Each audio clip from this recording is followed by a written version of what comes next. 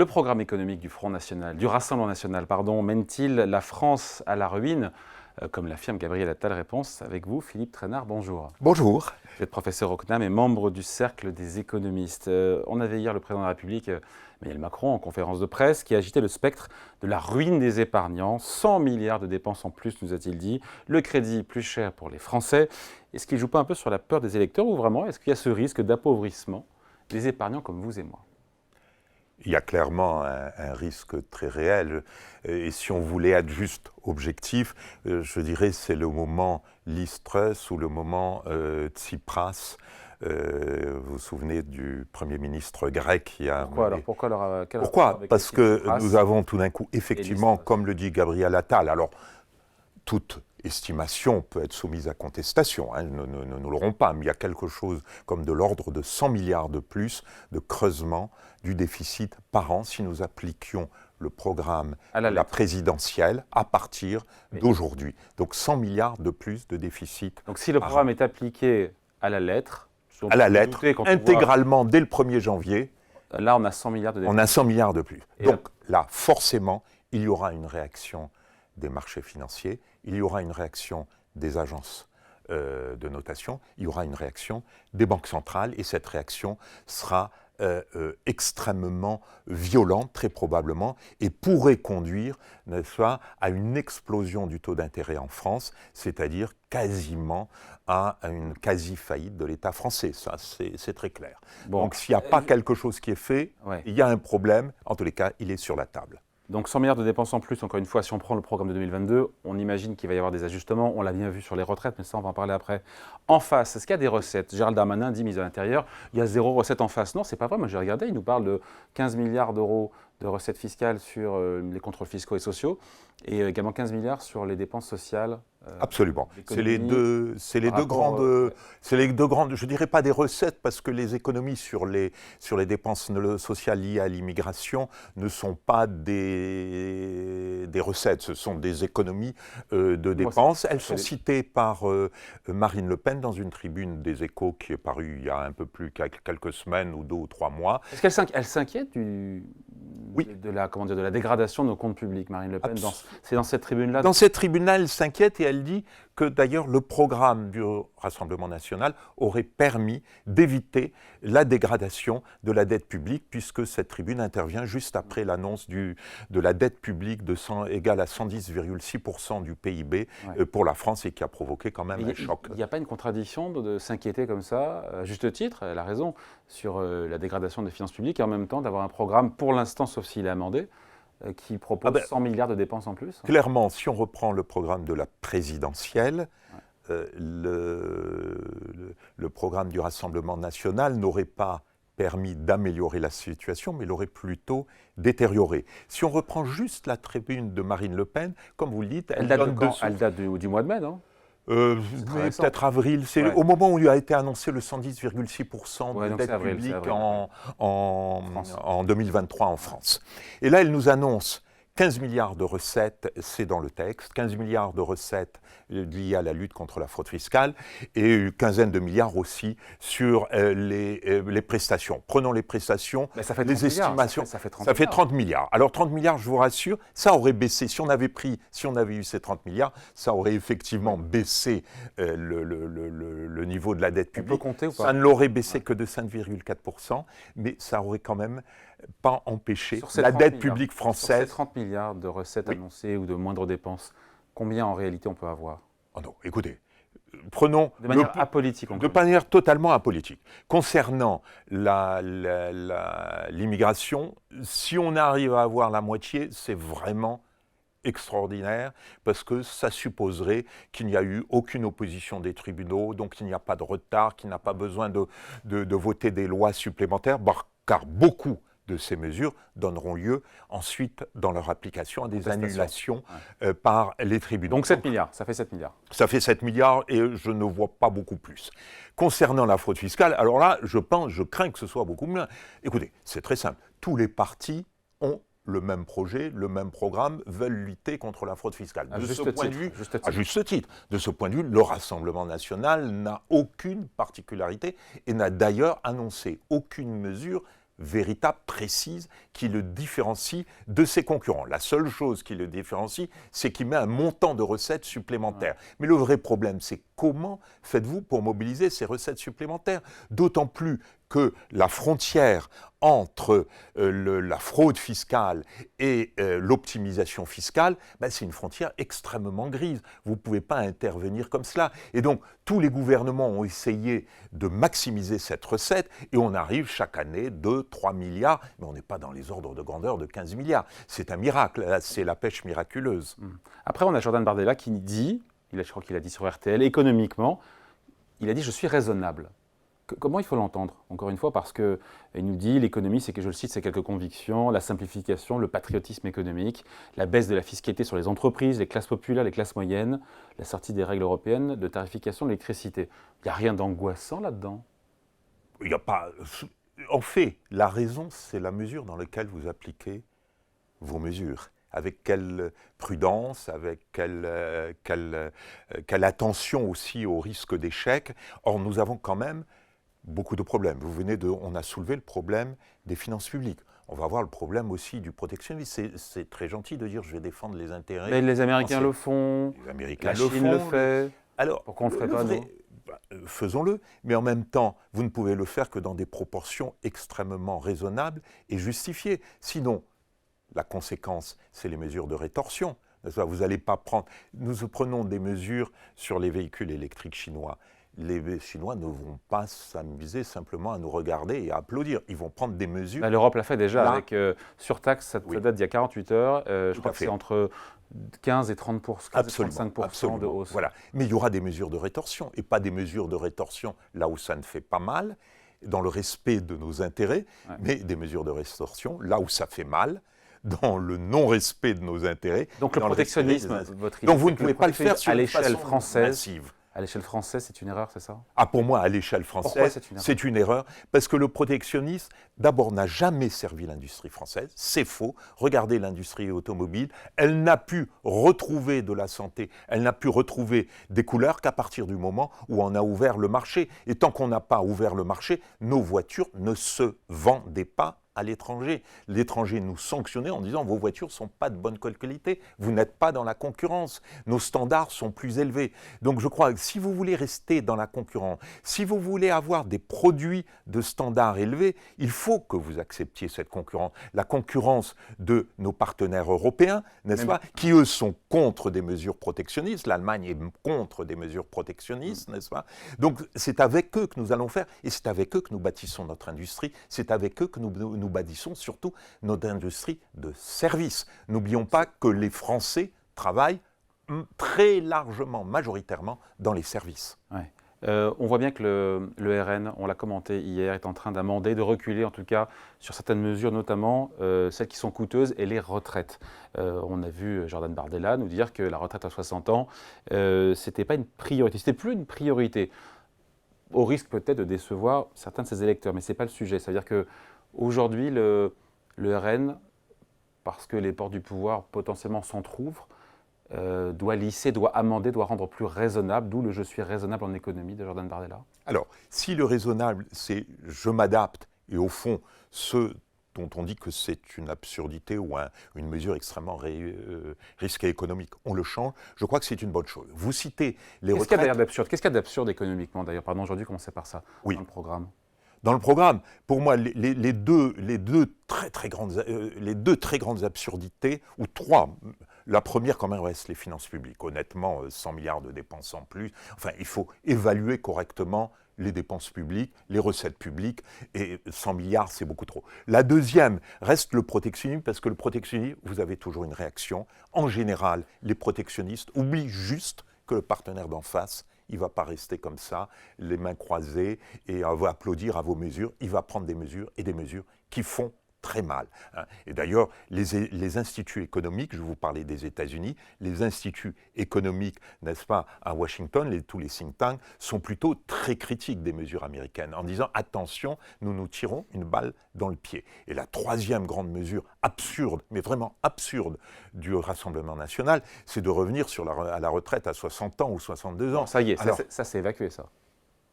J'attends de voir ce que va dire le Rassemblement national sur le sujet. Il a dit qu'éventuellement, moi je ne vois pas encore le sujet disparaître. Quand on dit c'est plus une priorité... Parce que la priorité aujourd'hui, ce n'est pas cela. La priorité, c'est de mettre au travail l'ensemble des Français, tous les âges, c'est-à-dire qu'on ne rentre pas aussi tard sur le marché du travail. Qu'on n'en parte pas aussitôt. Voilà, et qu'on n'en parte pas aussitôt. Sinon, c'est la ruine du pays. C'est-à-dire, c'est la ruine du pays, vous n'avez plus que des dépenses. Que dit le RN là-dessus d'ailleurs, sur le fait d'augmenter ce qu'on appelle le taux d'emploi, notamment des seniors et des jeunes?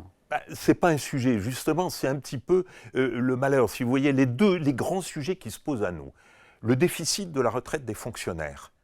On n'en parle pas. 40 milliards, je ne sais plus le chiffre. C'est ça, 30 à 40 milliards tous les ans, n'est-ce pas? C'est-à-dire ça fait quasiment le fameux 3% de Maastricht de déficit incompressible. Donc c'est quand même pas, c'est pas un sujet neutre. Hein. C'est pas qu'il y a trop de fonctionnaires, c'est qu'il y a trop de dépenses de retraite. Le deuxième, non couverte. Le deuxième élément, bien sûr, c'est les vieux. Et le troisième élément auquel il aurait fallu s'intéresser, c'est comment inciter les jeunes à rentrer plus tôt sur le marché du travail, n'est-ce pas? Et donc, là, honnêtement, le programme du Rassemblement national ne nous dit rien. Au contraire, il y a cette menace quand même d'une baisse de l'âge de la retraite. Bon, sur la partie déficit public, le RN promet des mesures de réduction de déficit public, c'est ce qu'ils ont dit, tout en baissant aussi la TVA sur tout ce qui est énergie de 20 à 5,5%. Il y a une contradiction ou il y a un équilibre à trouver? Bon, j'oserais pas dire qu'il y a une contradiction parce qu'il est clair que ce n'est pas avec la baisse de la TVA qu'ils vont réduire. Ça va coûter une douzaine de milliards, si c'est sur les seuls produits énergétiques. Et si on ajoute les produits de première nécessité, nous sommes à une vingtaine de milliards. Hein. Bon, ça c'est des calculs. Mais les Français, ça leur plaît de payer moins cher leur essence, les pâtes, etc. Du moment où ça plaît à tout le monde, du moment que c'est les autres qui payent, jusqu'au moment où les autres ne veulent plus payer et ne veulent plus financer votre déficit. Mais là, en tout cas... Les autres, c'est tous les investisseurs, les épargnants, et l'essentiel des épargnants. C'est une petite épargne, c'est celle qui va passer par l'assurance vie, qui passe ensuite de l'assurance vie, s'investit dans la dette de l'État. Et donc là, nous devons faire extrêmement attention, n'est-ce pas? Et c'est un sujet, je crois, qui est absolument majeur. Je ne vois pas à ce stade comment le Rassemblement national peut réduire le déficit. Donc il doit mettre dans son programme des mesures complémentaires qui disent très clairement comment on réduit le déficit. Et les mesures de type lutte contre la fraude fiscale, lutte contre l'immigration, naturellement la baisse des prestations sociales sur les immigrés ferait gagner de l'argent, donc ils ont le droit de le mettre en ressources, mais c'est très très très très loin de ce qui est nécessaire pour faire baisser le déficit et pour compenser une baisse de la TVA. Donc si je résume un petit peu, si le programme de 2022 est appliqué, on va vers une crise de la dette en France? On va très certainement vers une crise de la dette. Et si nous avons de la chance, c'est l'effet Triss-Truss en Angleterre, n'est-ce pas, qui a conduit bien évidemment à un choc d'une violence inouïe sur l'économie et sur la politique anglaise. Et sinon, c'est l'effet Tsipras. Alors là, nous sommes face à des situations beaucoup plus sérieuses. L'idée de Tsipras, Tsipras était le premier ministre grec, oui, de Syriza. C'était assis sur toutes ces promesses. C'était la gauche, là c'était plutôt la gauche, et qui avait justement, d'ailleurs parmi ces mesures, une baisse de l'âge de la retraite, et qui avait dit, mais peu m'importe, peu me chaud ce que pensent les marchés financiers, la politique n'est pas à la solde des marchés financiers. Donc d'ici 3 semaines, il va falloir que le RN nous dise exactement quelles sont les mesures, les baisses d'impôts, les augmentations de dépenses publiques, qu'on sache exactement à combien se chiffre son programme pour savoir. Aujourd'hui, on se base sur le programme de 2022. Peut-être qu'il va être amené à changer. Et encore une fois, sur les retraites, on voit bien qu'il y a un pas en arrière qui est fait. Absolument. Et il ne faut pas sous-estimer l'effet de Tsipras. N'oublions pas que l'effet Tsipras a coûté à la Grèce dans l'ordre de 5 à 10% de PIB, donc de 5 à 10% de pouvoir d'achat. Elle a coûté la réduction du pouvoir d'achat par tête et des revenus a été d'une ampleur. C'est encore autre chose, c'était une cure d'austérité à l'époque. Ce sera obligatoire. Si vous avez une crise financière, une explosion des taux d'intérêt, c'est-à-dire que plus personne ne vous prête, c'est-à-dire du jour au lendemain, nous sommes à 5% de déficit du PIB, il va falloir réduire de 5% la dépense publique. Je ne vous fais pas de dessin, ça a des effets, alors là, d'une violence inouïe sur l'économie. Bon, à ceux qui prennent l'exemple de Giorgia Meloni en Italie pour se rassurer en se disant qu'il n'y a pas eu de flambée des taux souverains, parce qu'elle a été pragmatique.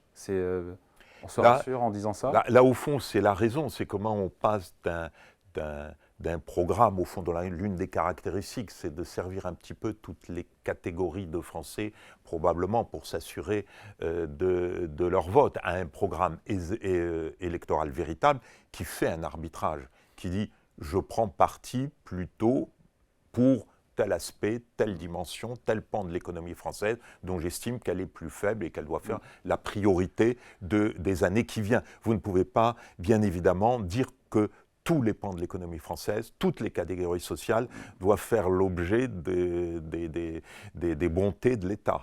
Qu'est-ce qui vous plaît quand même? Il y a des mesures quand même dans les... Je sais pas, pour les jeunes qui montent leur entreprise, il n'y a pas d'impôt, pas d'impôt aussi sur le revenu pour les moins de 30 ans. Un fonds souverain à la française de 500 milliards d'euros avec l'épargne des Français, je ne sais pas moi. Des hausses de salaire octroyées par les entreprises sans charge, enfin, sans cotisation, sans impôt. Il n'y a rien qui vous plaît là-dedans? Non, parce que des hausses de salaire sans charge sociale, comme on a une sécurité sociale et des retraites qui sont en déficit, en dépit de ce que nous raconte le Conseil d'orientation des retraites, qui tente à masquer un peu les choses, je ne vois pas comment on peut faire ce cadeau-là. Au contraire, s'il y a des augmentations de salaire, il faut qu'il y ait aussi des recettes pour la sécurité sociale. C'est pour inciter à la fois les employeurs à donner plus de salaire et puis il en reste plus dans la poche des salariés. Ah ça, il en reste plus dans la poche des salariés, mais alors il faudra baisser quelques dépenses sociales. Ouais. Je ne les vois pour pas. Le financer. Hein, pour le financer. Vous nous dites par exemple aussi l'impôt sur les sociétés, sur les jeunes entrepreneurs de moins de 30 ans. Pour qu'ils se lancent. Qui se lancent. C'est mignon, c'est vrai, c'est touchant. Hein. Pendant les 5 premières années. Vous pouvez me dire quel est le pourcentage d'entreprises qui se lancent, qui font des bénéfices pendant les 5 premières années? C'est négligeable. Donc c'est une mesure qui ne coûte pas grand-chose. Ça, c'est une mesure d'affichage. Alors, heureusement, elle n'est pas mauvaise, je ne peux pas la critiquer. Elle ne signifie rien. Ça, c'est un problème politique, ce n'est pas un problème économique. Elle ne coûtera rien. La baisse de l'impôt sur le revenu sur les moins de 30 ans et les 30-35 ans, pourquoi pas. Il y a quand même une idée de justice fiscale. D'ailleurs, très probablement, le Conseil constitutionnel sera horrifié devant cette rupture de l'égalité devant l'impôt. Et le retoquerait ? Je pense que dans un premier round, il serait retoqué. En tous les cas, en l'état, telle qu'est la proposition, je pense qu'elle serait retoquée. Et il n'y a pas de raison économique, il n'y a pas de faiblesse économique particulière du moins de 30 ans par rapport aux 30-35 ans, aux 35-40 ans. Au contraire. Bon, donc si on résume tout ce qu'on s'est dit là, d'ailleurs le fonds souverain français, le fonds souverain, avec 500 milliards d'épargne sur 5 ans, ça fait 100 milliards à drainer. Alors je ne sais pas, c'est un produit à capital garanti investi dans quoi, j'ai pas bien compris, mais et pourquoi pas? Oui, pourquoi pas, surtout si vous mettez du capital garanti, comme ça les gens prennent du risque et c'est l'État qui paye le risque. Comme il n'a pas l'argent, comme il est endetté, je ne vois pas très bien comment il peut faire cette garantie sans des risques majeurs de son côté. Sur le livret A, on le fait bien, sur le livret A. On le fait bien, mais c'est très limité, c'est dans des proportions limitées, plafonnées, etc. Je pense que 500 milliards, écoutez, sur 5 ans. C'est l'État. Ensuite, on va faire ce fonds souverain, on va nommer un fonctionnaire. J'ai été fonctionnaire des finances, donc je sais de quoi on va parler. On va nommer un genre de Philippe Trainard à la tête de ça, qui bien sûr, c'est la plus mauvaise idée. Je le déconseillerais, voyez-vous. Mais non, mais parce qu'il faut des gens qui soient dans le marché. Il faut qu'on soit dans le marché. Aujourd'hui, qui est dans le marché?